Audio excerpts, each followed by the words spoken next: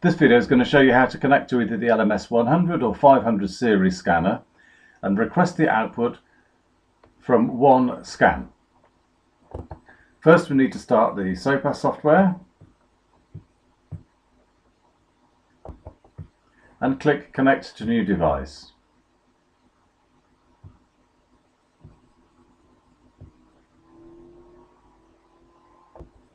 Select automatically, so we change the IP to match the IP address of our PC.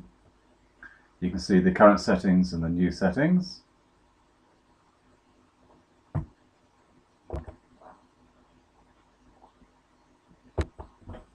When your software finds the LMS, you'll notice that there are two that seem to appear, one with port 2111 and one with port 2112. Just tick on one of those. One is the host and one is the auxiliary, but just connect onto one of them. You'll notice it'll then add the device to the project and upload its parameters. First thing we need to do is to log into the device, and we log in as client and the password is client. So now we've logged in, I'm going to expand the box. You can look on basic settings and you'll see here how the scanner is actually configured.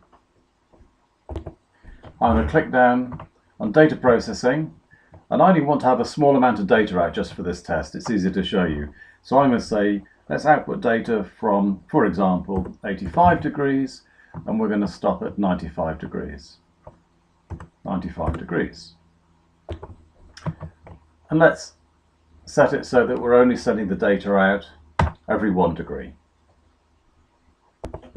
Now I'm going to open up the developer's guide and scroll down to the section where it shows me how to send the syntax to send out just the string from one scan. And you see here this polling of one telegram.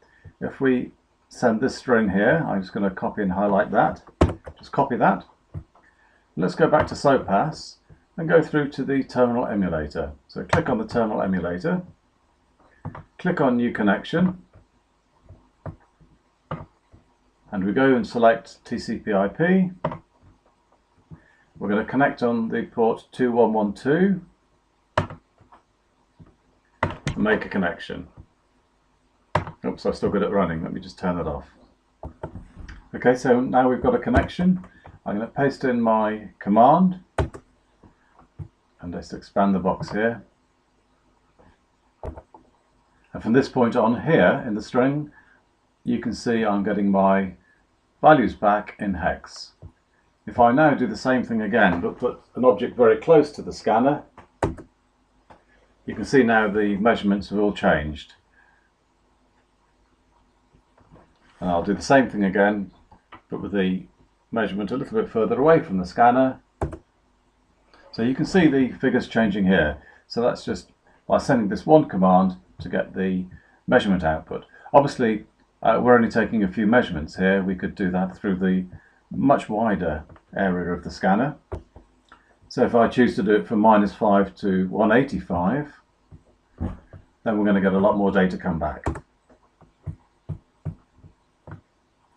So clearly you can see we have a much longer string now of data from the scanner. Explanation of the syntax is detailed in the programmer's guide, the document that we've just been working from. Just note also that when the strings come out, you don't display or you don't get to see the leading zeros. So in a few of these places here you notice it looks like there's only a 3-digit or a 2-digit string come back. It's because we don't show the leading zeros. You notice on here we can actually also select remission. That'll give you the amount of light that's returned from the reflected object. So now if I send the string, you can see here we have the measurements taken, and then afterwards details about the remission. If you select this command, it'll send the data permanently. Obviously there's going to be quite a lot of data coming out, so it would be better if we set the output interval to be longer. So let's say every 100 scans, for example. Now if we go to the terminal emulator and connect,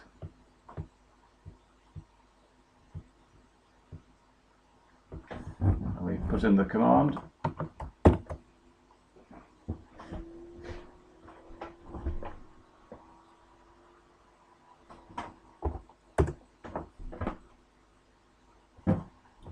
So now you can see the data coming through every 100 scans. Obviously, if I left this at 10, for example, it's going to go quite quickly. We'll soon start filling up our screen.